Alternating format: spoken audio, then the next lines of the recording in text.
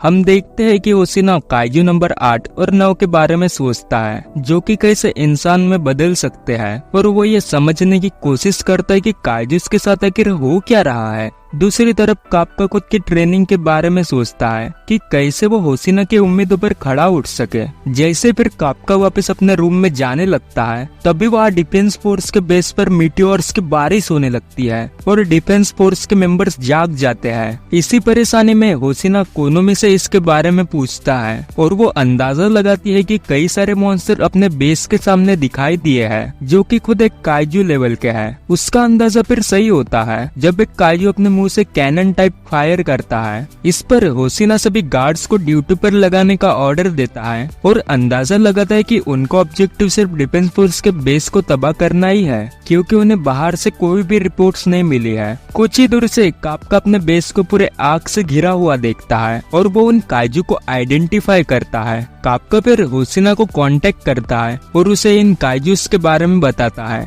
वो बताता है कि इस प्रकार के काइजू हमेशा अकेले में हमला करते हैं, लेकिन यहाँ तो सभी एक साथ मिलकर हमला कर रहे हैं, जिससे होशिना समझ जाता है कि इन काइजूस से भी ताकतवर एक और काइजू है जो कि इन्हें कंट्रोल कर रहा है। और तभी उसके सामने एक और काइजू आता है। होशिना उसे देखकर समझ जाता है कि वही काइजू का बॉस है। होशिना काप्का को कहता है कि मैं तुम्हें कुछ देर बाद कॉल करता हूँ। उसके बाद वो काइजू होशिना से पूछता है कि यह सबसे ताकतवर कौन है, जिस पर होशिना उसे कहता है कि अरे तुझ जैसे जाटू के लिए तो मैं अकेला ही काफी हूँ। जिस पर वो काइजू कहता है, बेटा रुक, तेरी औकात मैं तुझे दिखाता हूँ, अब से तू मेरा निशाना है। और तभी वो काइजू अपने हाथ से एक पावरफुल फोर्स रिलीज करता है, जिससे होशिना मुश्किल से ही बच पाता है। इसी बीच कोनोमी ये इन्फॉर्म करती है कि वो एक काइजू मेगा मॉन्स्टर है, यानी कि दाई काइजू समझ लो। ये जानकारी मिलने पर होशिना अपने प्लेटून लीडर इकारागु से कांटेक्ट करता है और उसे ऑर्डर देता है कि तुम बाकी सब काइजूस को संभालो और मैं तब तक इसे संभालता हूँ। जब होशिना अपने साथी से बात कर ही रहा होता है, तभी वो काइजू होशिना पर हमला करता है, जिससे होशिना आसानी से बचता है और वो उसे मारने का वादा करता है।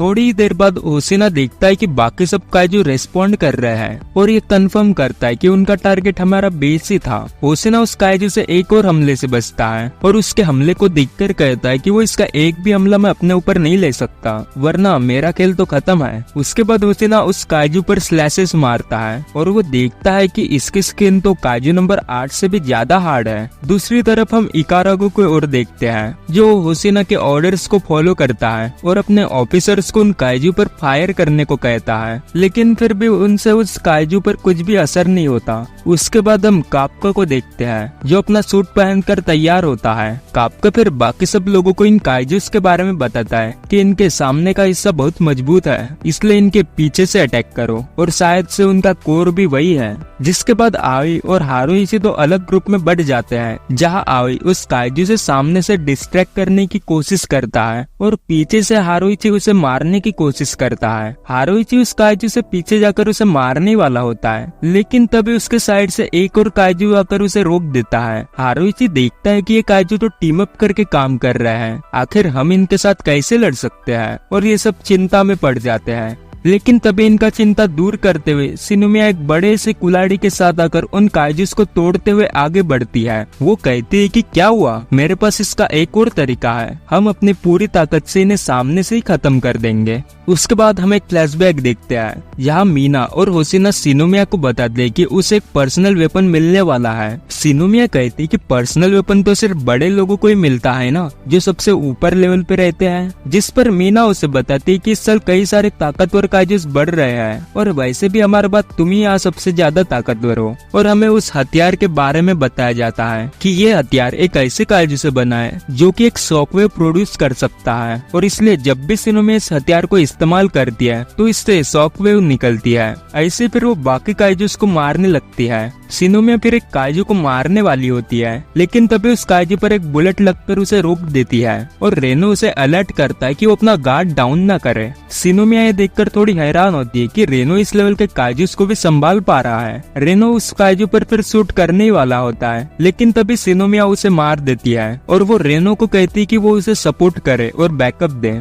कुछ ही दूर इकारागु सिनुमिया के बारे में सबको बताता है, जिसे सुनकर होशिना अपने जूनियर पर गर्व महसूस करता है। होशिना होशिना इधर उसी काइजू से लड़ रहा होता है और वो उसके अटैक्स को डॉज करता है और उसे एहसास होता है कि ये काइजू इस लड़ाई को एंजॉय कर रहा है। उसके बाद कुछ और अटैक्स डॉज करने के बाद वो काइजू होशिना से कहता है, तुम काफी खुशकिस्मत हो कि तुम इतने देर तक मेरे सामने जिंदा रह पाए हो। उसके बाद वो काइजू फिर से उस पर हमला करता है और वो उसे पीछे फेंक देता है, लेकिन बाद में हम देखते हैं कि वो काइजू का एक हाथ कट जाता है। होशिना फिर अपने सूट के फुल रिलीज फोर्स को एक्टिवेट करता है और उससे लड़ने के लिए तैयार होता है। उसके बाद हम एक लड़की मीनासे को देखते हैं जिसे एक काइजू मारने वाला होता है, लेकिन तभी काप्का कर उसे बचा लेता है। मीनासे फिर काप्का को शुक्रिया अदा करती है और खुश होती है कि काप्का अब अपने सूट को इफेक्टिवली यूज कर रहा है, लेकिन असल में काप्का ने अपने बॉडी के कुछ हिस्से को काइजू में बदल दिया था जिससे वो उसे बचा पाया। खैर वो काइजू फिर से उन पर हमला करने आता है, लेकिन इस बार सिनोमिया तेजी से आकर उसे मार देती है और तभी वहाँ रेनो भी आ जाता है। सिनोमिया काप्का और मीनासे को कहती कि वो और रेनो मिलकर इन काइजूस को संभाल रहे हैं और तुम बाकी सब घायल लोगों की मदद करो।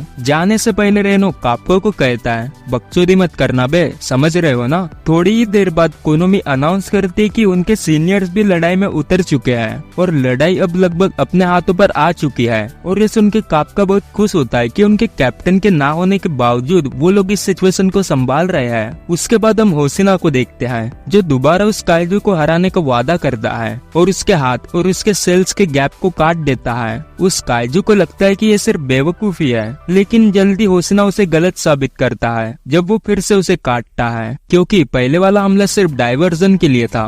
इतनी गांड फटने के बावजूद वो काइजू फिर भी होशिना के साथ लड़ने में उसे मजा आता है, क्योंकि उसके मुताबिक लड़ाई में तो तभी मजा आता है जब मुकाबला टक्कर का हो। होशिना उसे फिर से काटने जाता है, लेकिन वो काइजू खुद को रीजनरेट करता होता है। उसके बाद हम काप्का को देखते हैं जिसे भले होशिना की लोकेशन नहीं पता है, लेकिन फिर भी वो ये महसूस कर सकता है कि होशिना अब भी मुसीबत में है। और ये सच भी है, क्योंकि इतने बार काटने के बाद वो काइजू खुद को रीजनरेट करके एक अपने बड़े रूप में बदल लेता है और वो पहले से और भी ताकतवर बन जाता है और उसके चारों ओर से गर्म स्टीम निकलने लगती है। होशिना उससे बचता है। इधर कोनों में भी इसे देखकर कहती है कि इसका रेजिलियंस तो लगभग 9 के बराबर है। वो कहते कि होशिना उसे आखिर अकेले नहीं संभाल सकता और ये एपिसोड यहीं पर खत्म होता है।